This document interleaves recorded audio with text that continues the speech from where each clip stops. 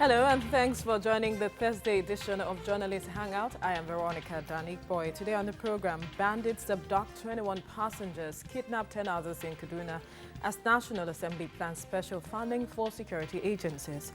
Federal government affirms commitment to minimum wage increase. Amnesty makes sex for food claims in IDP camps in Boko Haram hits northeast Nigeria. And later on the show, TMG, Adebanjo, others criticize Buhari for hailing Abacha. I will be hanging out with Babajide Kolade Utitoju, Adekunle Yusuf, and Afolabi Akinola. Gentlemen, thanks for coming on the program. Thank you. Journalist Hangout starts now.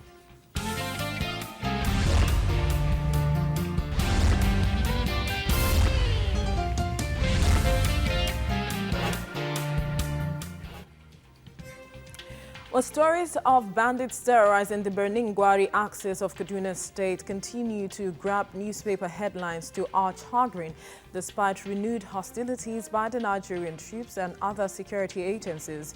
These bandits have become only more daring in their nefarious activities.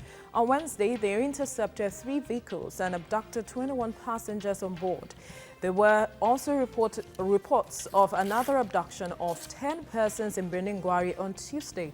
Officials of the Road Transport Union have cautioned their members to stop plying that route pending deployment of troops. In the face of widespread insecurity across the country, the Senate, during a parley with Nigeria security chiefs, advocated special funds to tackle security challenges. Jide, Birnin-Gwari, this route last week, there was also a reported kidnappings along this route, and this is getting, the abduction is getting more brazen, and Senator Shehu Sani raised a point of order, I think last week, where he said this place is becoming a Sambisa forest, so to speak. How do you, what's your reaction to this? Yes, I think it's like another Sambisa forest. The forest where these bandits hide, the cattle rustlers, kidnappers, and robbers. The forest where they hide stretches from Niger State and runs through 5 states in all. It terminates at the border between Zamfara and Kebbi State. So you can imagine the size of the forest. So, and they are used to the terrain. So it's difficult for our security agencies to track them down. I saw when the Chief of Army Staff went to Birnin-Gwari the other day, I saw that they had supplied our troops with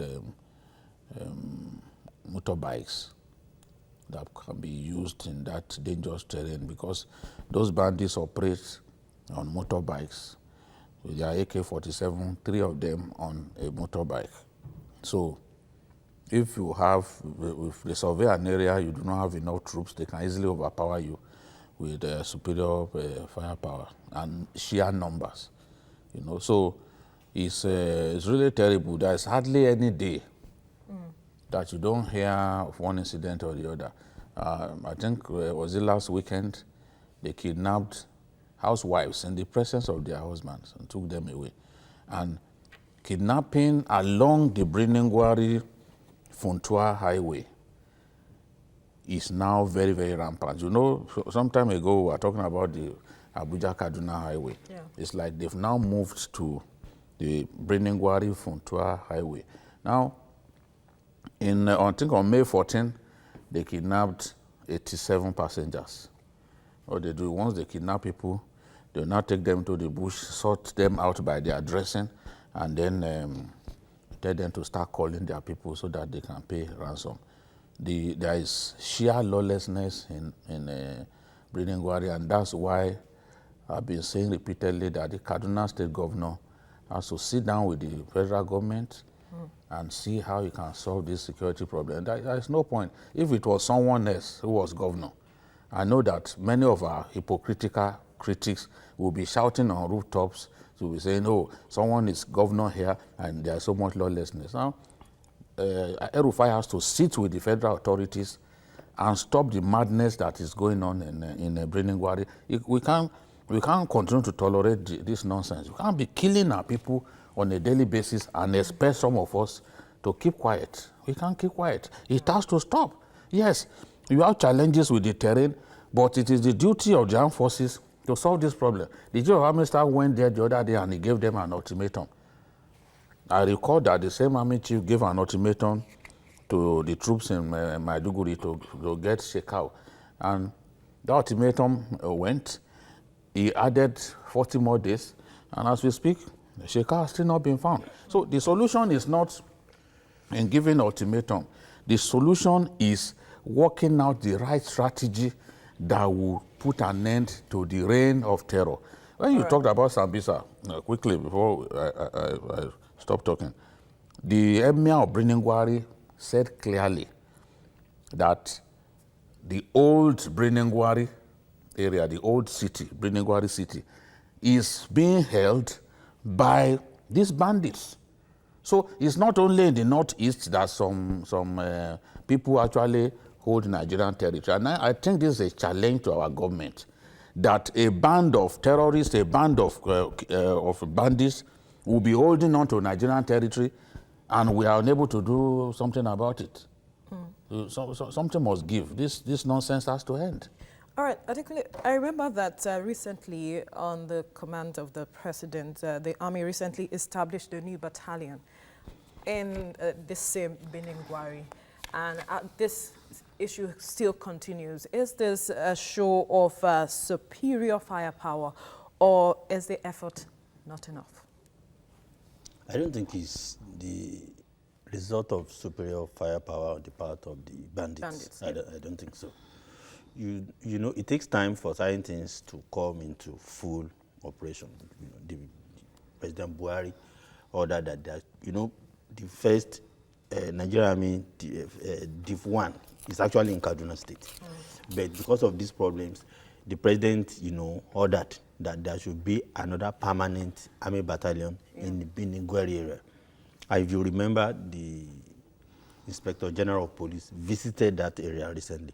Apart from the police command, he also added 2 new police divisional headquarters in Beningwari area.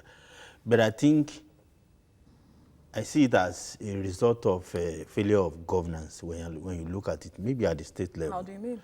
How do you mean? There's a state governor in that state. Did you just mention? I think perhaps some people are more occupied with certain issues. Insecurity, when you look at Kaduna State now, you realize that kidnapping has become a very, very lucrative business. You see people moving from south to the north, from the north to the south, and they are kidnapped. You look at Beningwari, that place is part of Kaduna State, is very rich in mineral resources. They do a lot of mining activities there. These bandits go to all the mining sites, kidnap people, kill people. They go to villages, they sack villages, they kill people. And now they've improved in the negative sense by going on the highway. So all these luxurious buses, cars, they wheelie them on the road. And so at the end of the day, they've added ransom taking and all into what they do. It didn't start this year. If you look at the timelines, it's been on the higher since last year, which we are supposed to have done something about it. It's not the problem of Nigerian Army alone. There's a limit to which the Nigerian Army can do. We have all other security agencies. What are they doing? I'm not happy. All right, Afolabi, what could have led to the rise, like he adequately pointed out, that this, increased last year, and that also it is a failure of the government of the state? Do you share the same idea? No, well, various argument canvassed has been very fantastic and robust, but it is just a shame again on the part of the Nigerian government, because again, Nigeria is open to international media. The way this matter is even being reported on international media is discouraging a lot of foreign investment and so many. In fact, Nigeria is being considered as a country that is not safe for any human being to live anymore.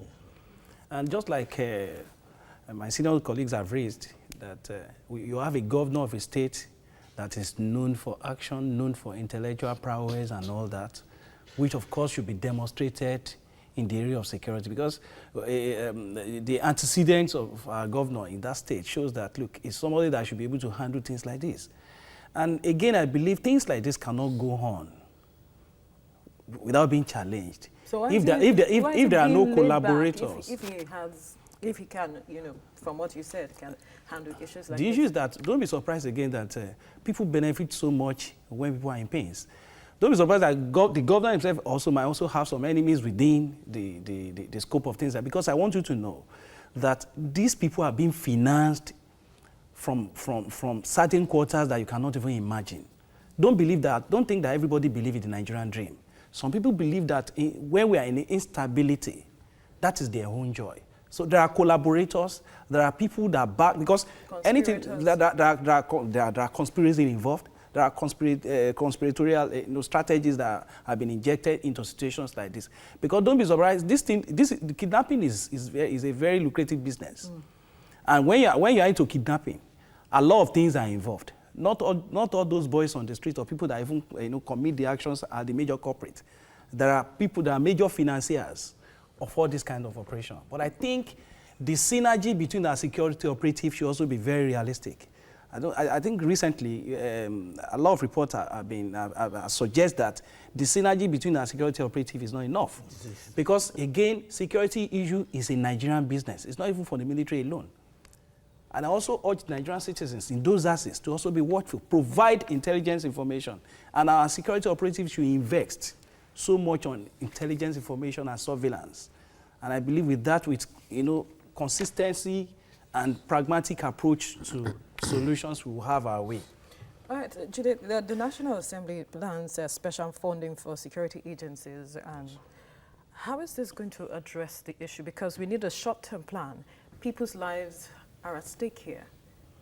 Yes, I think that funding of security is not enough, and in some cases too, some of what should actually go to the boys on the feet end up in private pockets. So it's a good thing that the Senate thinks that there's a need to come up with special funding for security. Keeping the peace is not easy. It's not easy at all. Yet war is not an alternative. The cost of even buying weapons is huge.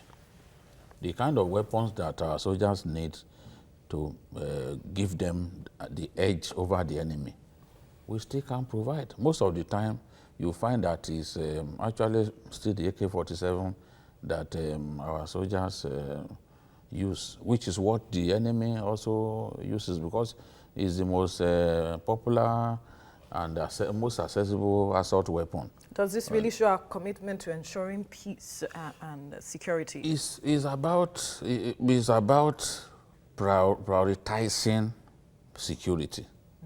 It's about prioritizing security, because the way things are now, insecurity is giving the government of the day a bad name and making President Buhari less popular than he was when he came in. So the government must address these problems. I know that it's expensive to buy military hardware and even hardware for the police. So you have policemen that you deploy to all of these places, even when they die in battle. Do we take good care of them? Is the welfare scheme for the police such that a policeman will readily want to lay down his life for the country?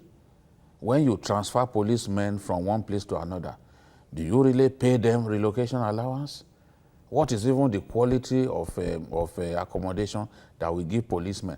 Many times there's even nowhere for them to go. I remember there was a time that they transferred some policemen, and a lot of them took their personal effects to the police headquarters here in Lagos. They transferred them, but no arrangement was made for them for their accommodation.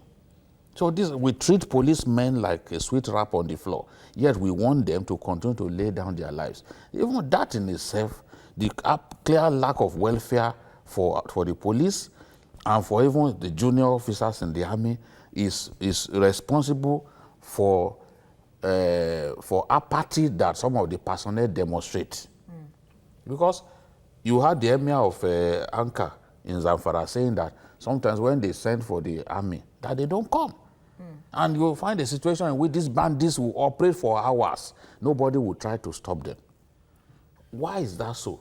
We need to address that. Why should bandits sack a village, a town or a village for upwards of 3-4 hours and no, they will not be restrained by anybody? It's happening in Zamfara. It's happening in Kaduna. The kind of destruction that these guys carry out, they need a long time to carry out such level of destruction. And most of the time, they just operate without being restrained. After they had left, or they have left, we will now see security men being poured into the area. Of course, they will not come back to that place. They will be thinking of another place. Yeah. And so, I think the long and short of it, yes, we have seen clearly with the example of Lagos that better funding can make a big difference in policing. The police in Lagos is better funded than anywhere else in the country. And we've seen the results. So let states, let governors play less of politics and focus on protecting the people. Because you swore to protect the people. You can't watch people dying like flies. And then all you want to do is just play politics of 2019. I mean, it's irresponsible. Politicians must commit themselves to protecting our people, to ensuring that our people don't continue to die in droves, the way they are dying in Zamfara and in Kaduna, in the Brenegwari area of Kaduna. All right, quickly, Adekunle. Now, like he has pointed out, we need to move beyond having meetings. We need to walk the talk and show our commitment, addressing the root cause and meeting the needs of our security personnel. Beyond funding, where should we look at as well? Well, to the best of my knowledge, this administration has not done badly in terms of funding the security agencies. Really? But yes, but you can always do more. That I know for sure. But some of the problems, like interagency rivalries among our security agencies, it has reached an unprecedented level now. We need to solve that problem. There should be coordination, there should be cooperation among our security agencies. Do we have that now? You know we don't. Intelligence gathering. What is the state of our intelligence gathering? The DSS can help in most of these situations. Because when it comes to intelligence gathering, no security agencies, none of our security agencies can do better than the DSS. But is the same DSS, cooperating with others? We need to look about all this. Then we have said it again and again. It is time to rejig the headship of these security agencies. Sometimes people become tired or complacent. We've said it.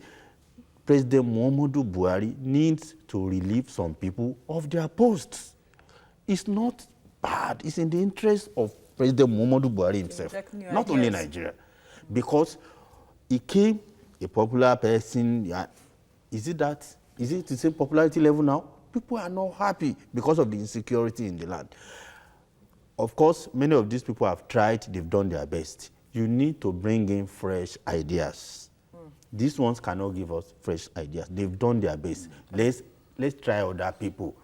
From the police to the army to the air force to everything. You can clean up the system. Quickly, Afolabi. I think in my opinion, even if you change them every day, what is important is this.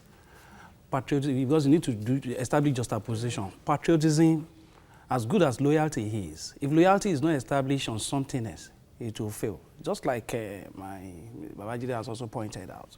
The issue of welfare is very key. I pledge to Nigeria, my country, to be faithful, loyal, and honest. But if it is not reciprocal in terms of economic gain, it will not stand. Right. Because life is precious. Why do you think Nigerian police don't respond to distress calls sometimes? Because if you cannot be guaranteed, even if you are no more, your family cannot be remembered. They are paying 34,000 per quarter. As impressed to a divisional police officer. 34,000 per quarter. That is money. That is sad. All right, Okiro, quickly go ahead with your contribution. Hello? Yes, go ahead with your contribution. I want to talk now. Hello, yeah. Hello. Go ahead. Yeah, thank you very much. Jide and Co. I'm very pleased with the way you go presenting this program. Yes. But let us be very candid with Nigeria. Why is it that this community policing, we are not paying attention to it?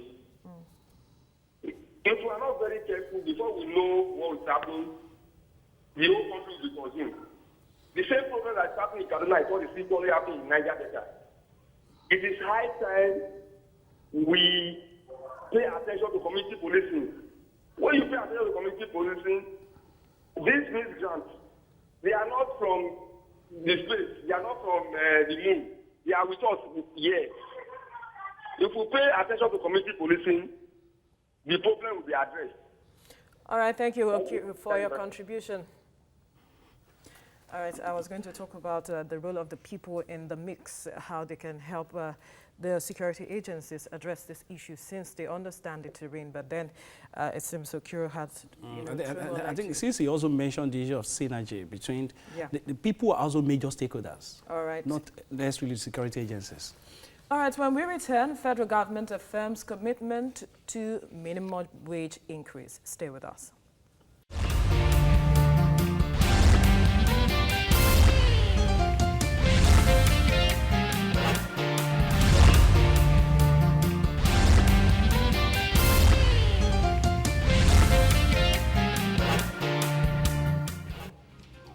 All right, agitation for new wage has raged on for some time in Nigeria. Just when Nigerians were beginning to cast doubt over the issue, the presidency reiterated its commitment to implementing new salary structure for workers. The head of service of the Federation, Winifred Oyoita, gave the cheering news on Wednesday. She said the president is committed to bridging the gap between public servants and civil servants, who are the backbone of government, but with no provision of the minimum wage in the just passed 2018 budget by the National Assembly. How does the government intend to bring this into fruition, Jide? Honestly, I don't know, because naturally the possibility of increasing minimum wage maybe in August or October should have been factored into the budget. But there's no such provision in the budget. So people are wondering how are we going to do it. It's not like the subsidy issue whereby NNPC sells crude and takes sets money aside from the sales that it has made for subsidy, which they now call trading loss. Of course, it's not trading loss, it's subsidy. Whichever name you call it, it is still subsidy. They don't. Now, but we know that to say subsidy will not be good enough, because we once said that who is subsidizing who. Yeah. We gave the impression that subsidy was fraud, but now we are paying subsidy. So we'll call it a different name, trading loss. According to purely subsidy. According to Kachiku, we call it trading loss. Now, the truth is, minimum wage, the president has promised that he will pay, and it is a constitutional issue. If the president doesn't pay, then he is in breach of the constitution, because the constitution stipulates when a new minimum wage has to come in. And we've seen inflation climb every year. The increase in fuel prices Has even led to the worsening of the inflationary situation in Nigeria, because everything went up. So now the Nigerian worker who has been subjected to the same minimum wage since Goodluck Jonathan increased it shortly after he won the election in 2011, is now condemned to continue to pay for goods and services at increased rate, whereas his own salary has not increased since all this year. So the minimum is a constitutional matter. The constitution stipulates that you must increase minimum wage after so number of years. So the president is right now in breach of the constitution. He has he he is obligated to increase the minimum wage in line with the provision of the Constitution. So that's why I can see clearly that, okay, they want to increase the minimum wage. But the other point that Oyoita made was that, okay, the president wants to bridge the gap between the wages of public servants and those of civil servants. Honestly, I don't know how that's going to happen, because you look at a public servant on grade level 16, his salary is almost 3 times higher than that of a civil servant on the same grade. So in Nigeria, you see, staff of a CBN, or staff of a debt management office, they earn fantastic salary that other people, other civil servants don't earn, So they are put under the Ministry of Finance. They are like, that in those days when people used to say, Punch was the Chevron of the media industry, because they paid higher than other media houses. So that's the situation. Civil servants, in some cases, earn discriminatory wages. You find your own colleague that you got into the service the same time, you are on the same level. What is earning far higher than you? How this minimum wage increase can address that, I really don't know how they can do it. Maybe, I don't know how you can do it. Because you need to add to even their own. What I got from what the head of service was saying was that it's like the interest or the focus now is not on the general public service. That they actually wanted to address, about 1.2, 1.3 million, workforce in the public service. That they actually want to undo a minor section of which is the civil service, which is about less than 100,000 people. 80,000. So you see somebody, level 12 officer in the federal civil service collecting less than 100,000. I didn't believe it. Some people showed me their pay slip, 80,000, 82,000. And after how many years before you go to level 12? A director, go and see the salary of a director. Some of us, we always have the impression that, they are corrupt, they are this, they are that. Believe me, we made them. It is a crime for them not to be corrupt. Because it is a crime. When you look at it, they cannot even live in room and parlor apartment. Many of them after 15 years, service, 20 years service. Many of them cannot have 2 children and sustain them in school. So this, you're saying, give room or the rights to the pay system, the salary system, encourages them to make. So when you give them their ID card, and whatever you ask them to do, they use it to make money, not from government, even from the populace. Extortion is one of them. You ask them that you should be the one in charge of, registering this, approving this. I guess what you should have said is, of the country to what make you should money have to their said is that it is almost abnormal for them not to be corrupt. Exactly. So that it doesn't look like you are encouraging corruption. No, I wouldn't do that. It's not a crime to be clean. But I think my own take on this is, when you marry the title, being a director, being this and all that, and the level with the reality of the take home, is very embarrassing.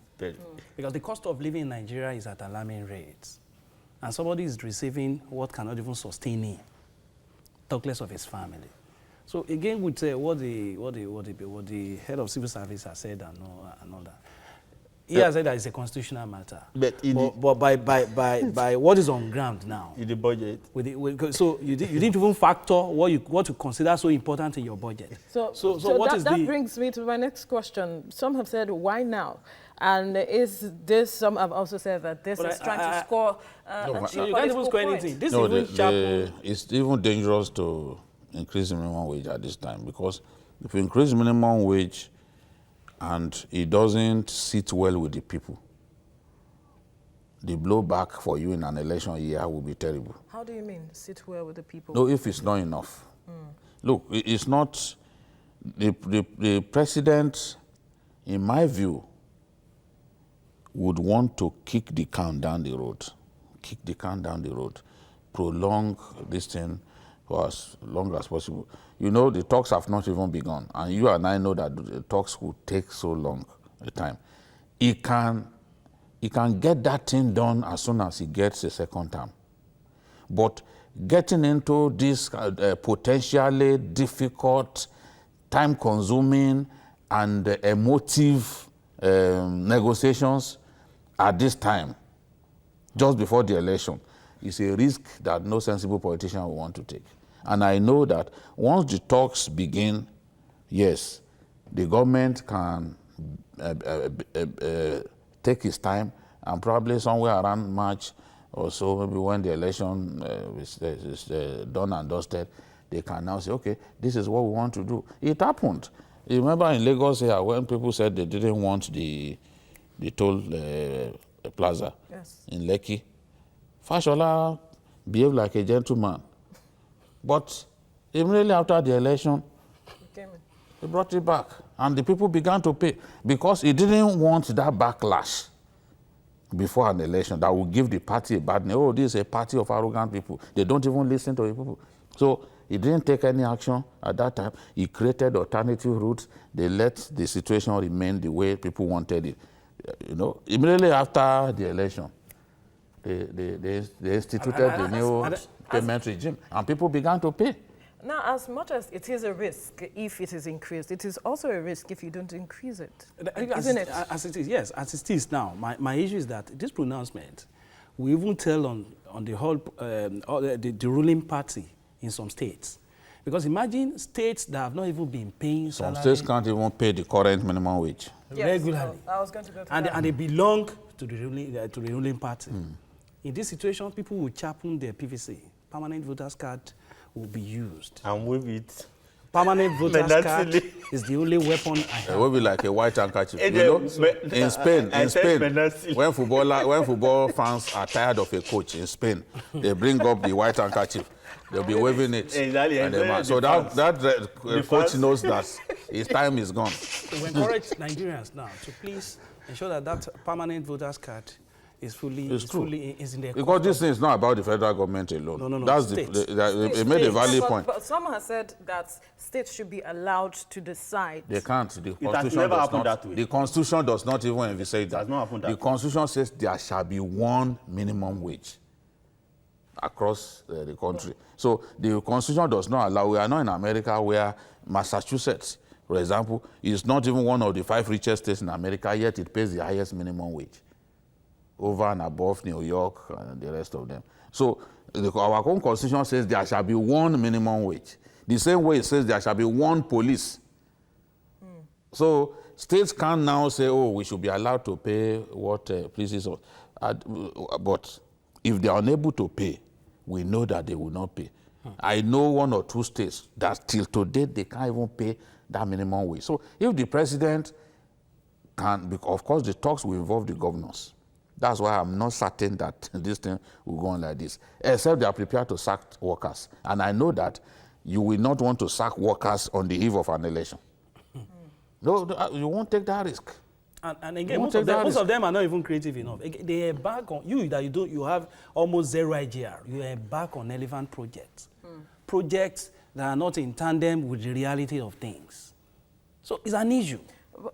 But then, Priority has not been set. The economy is biting hard, really. Yes.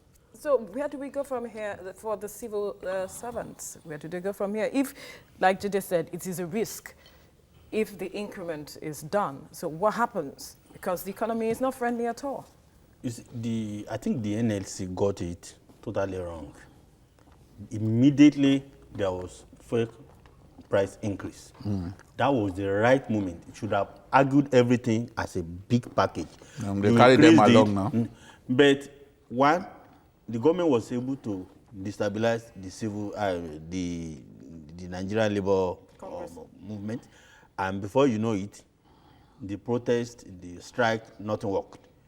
So it's around that time that you would have factored all this in place. For this year, I don't see it a possibility because the economic situation doesn't even take this allow call. Shubuloye from Osun State. Are you there? Yes, I'm here. Go ahead with your contribution. Yeah, you see, on the issue of workers' remuneration, first of all, I want to commend the auditology he has been speaking well. But on the issue of a minimum wage, I think the government should also consider states, because there are some states who cannot afford to pay 80,000, not talk of 66,000 naira. And let me tell you, with the economic of Nigeria, even the present minimum wage is not an issue. People are suffering. 80,000 is very, very small. We should not deceive ourselves.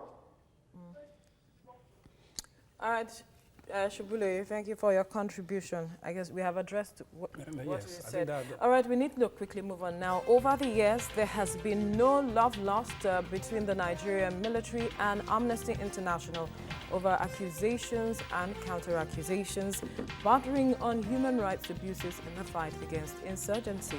The two bodies are at it again. In a latest report, the global organization reveals how the military rape and molest female internally displaced persons in exchange for food. Amnesty International Nigeria described it as shocking for such people to be made to suffer horrible abuses, but the military has dismissed the report. The acting director of Defense Information, Brigadier General John Agbim, said it was an attempt to tarnish the image of the military. He advised Amnesty International to work with troops to end insurgency rather than launching smear campaigns against them. Will such an organization want to just smear the military? Because it has come up with different reports or similar reports, 2015 and 2016, and here it is again with a similar report. That's why I suspect that this is just a rehash of what they have done in the past. I'm not saying that Nigerian soldiers are saints. I've publicly criticized Nigerian soldiers, but this report, I've seen something extremely similar to this from the same source, where you say Nigerian soldiers rape or even sleep with IDPs in exchange, female IDPs in exchange for food and all that. We've had this before, so it's possible that it's just the same report that they are just kind of doing a rehash of it, because I don't see how, after almost 1.5 years of coming up with a similar report, that you want me to believe that those problems have not been addressed and those problems remain. You know? Because I remember part of the decision taken at that time was to have more female police and army personnel in those IDP camps so that they can address the specific needs of female IDPs. So I want to believe that steps had been taken since that time. But to say that they still rape these people, they're still committing human rights, crimes against humanity and all that. I mean, if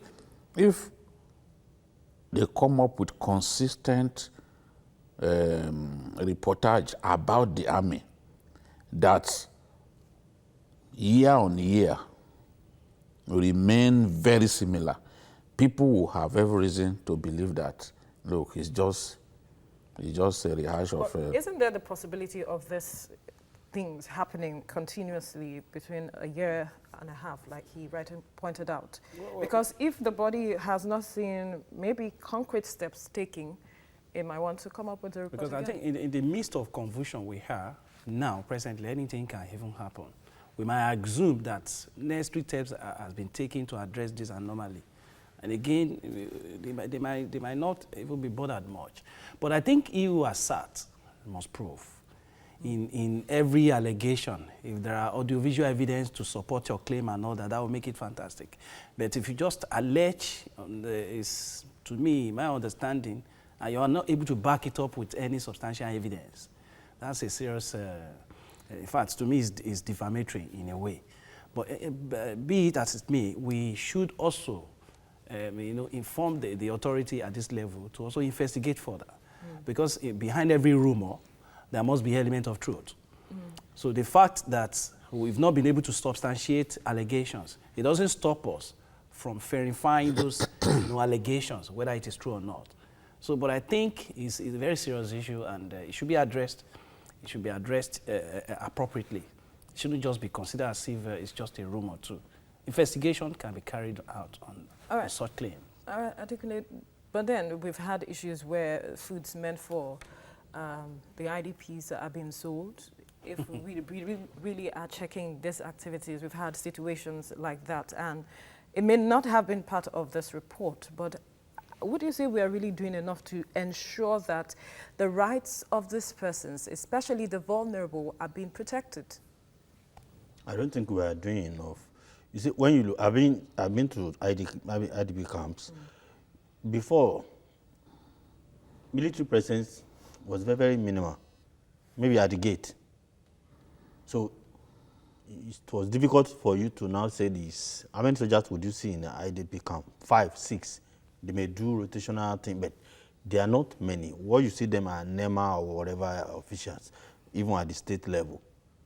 But at a point, Boko Haram started, you know, bombing IDP camps. Yeah, they started attacking IDP camps. So that led to having to bring more military presence into our IDP camps. Protection.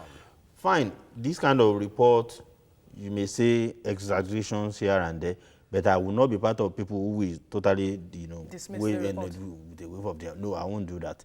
The best way for us as a nation, I think at the point when people were protesting, yes, they're protesting. This is not bad for. This is not good for our image. We don't need.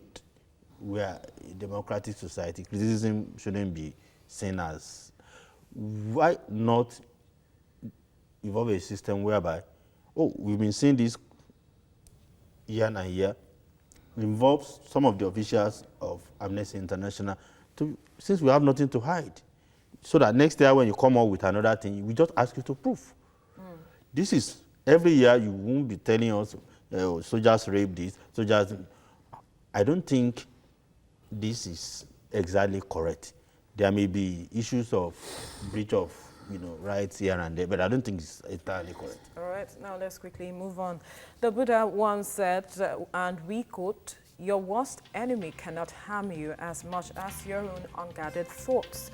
Perhaps President Muhammadu Buhari did not take this into consideration when he publicly commended the late General Sani Abacha, arguably Nigeria's most vilified dictator.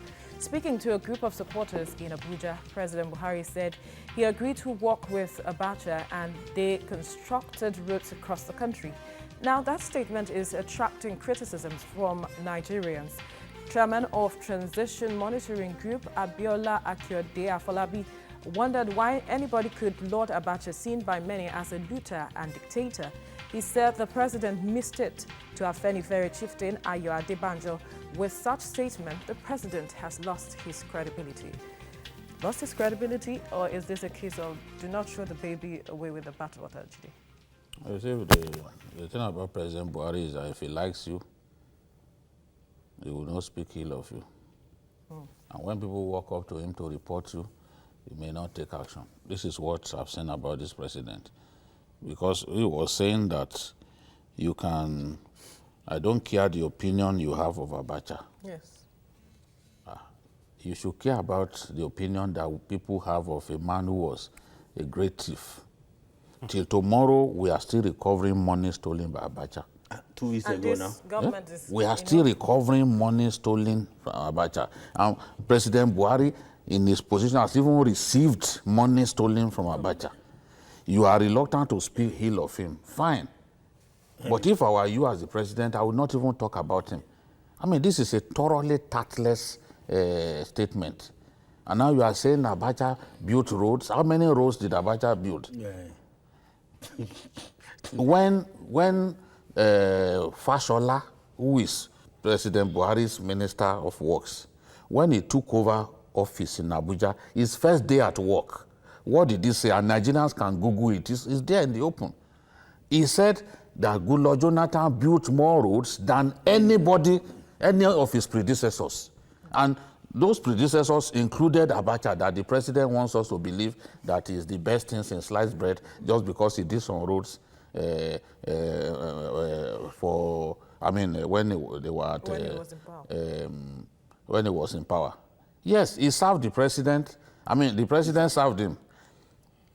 Before he agreed, President Buhari didn't want to serve him. I was in Kano at that time. My friend Abdul Karim Dayabu was very close to the president. The president made him wait and wait and wait. And Abacha had to apologize. He said, we removed you wrongly. We should not have removed you as president. Maybe Buhari still feels indebted to him, even in debt. That's why he cannot speak ill of Abacha. But even if you don't speak ill of him, if I were you, I would not talk about him. I don't know how the president's media people handle him, because if I was doing that job, I would have been frustrated, because it's extremely difficult to manage the president. You cannot tell him what not to say.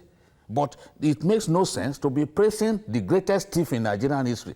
You can say all kinds of things, but even Goodluck Jonathan, the biggest problem Jonathan had was that they were not even talking about the things that they did. In Kano, I recall, and I even wrote down some of the things, the Kano Kundila overhead bridge, Naibawa overhead bridge, Chalawa bridge, and buildings that TED Fund constructed inside Bayero University were done in Jonathan's time, including also the Kadawa irrigation scheme. This man, don't forget, the Chalawa bridge is the longest bridge in Kano. The Western Bypass is the most beautiful bypass in the whole of northern Nigeria. It was Goodluck Jonathan that completed it. Abacha started it, but Jonathan completed it. We give the impression that this man didn't even do any work. And then we are comparing Abacha to him. When your own minister described Jonathan, said Jonathan built more roads than others before him. How many kilometers of road did Abacha even build? Let's start from there. All right, you see, I think the media at this point, we need to be on its guard, because what I see as historical revisionism from President Muhammadu Buhari lately is so alarming. 2 weeks ago, he was at the EFCC headquarters, and he was saying he was removed because he was fighting corruption. Some of people know what happened. This one, Abacha, up to some years ago, the World Bank was unable to give us the exact figure of how much Abacha took from National Treasury of Nigeria. Some people will tell you $7 billion. Some people will tell you it's more than that. Up to 2 weeks ago, we are still recovering money. The money of Abacha took from Nigeria is still all over the world. There are many of them that they have not been able to recover. That's not the kind of person that should be lionized by anybody. For a government that it says it's because you serve under the government doesn't mean anything. It's story. You cannot it's not our business. President Buhari is seen as a man of integrity. Please, he should just watch what he says. What does this stuff say? My own clear submission is even this. Nigeria, if you have to travel down memory lane, even the problem with Niger Delta today, Ken Saru and others were tried as a result of the Ogoni Civil Disturbance Tribunal in 1995. Yes. Nigeria was suspended from Commonwealth of Nations under Abacha as a result of such execution. The Niger Delta crisis we have today, if it was properly managed at that time, during Abacha time, we would not have been in the situation we are today. So from the court of public opinion, and I'm sure most civil societies in Nigeria would gladly, from the point of view, all of them, the economy, the human rights. Nigerian Union of Journalists under Abacha, we need to write a book on biggest thief in Nigerian history. How many people were murdered? How many people became fatherless, motherless? How many businesses were ruined? The damage to our economy, the damage to our psyche, the damage to our human rights. Let me even shock you for that. Worst government in the history of Let me Nigeria. even shock you for that. Even this journalist hangout couldn't have been on during Abacha period. Of course. Freedom of press in Nigeria was on track. Journalist hangout. Nobody taking care of. You won't see any guest there. I know a bit of what happened that time. That maybe when on another day, we'll talk about what happened that time. You mean the yes? first But even our president, because I used to visit this president in his house with my friends, Timothy Bonnet, Bagada Kalto, who was eventually killed by that same government, and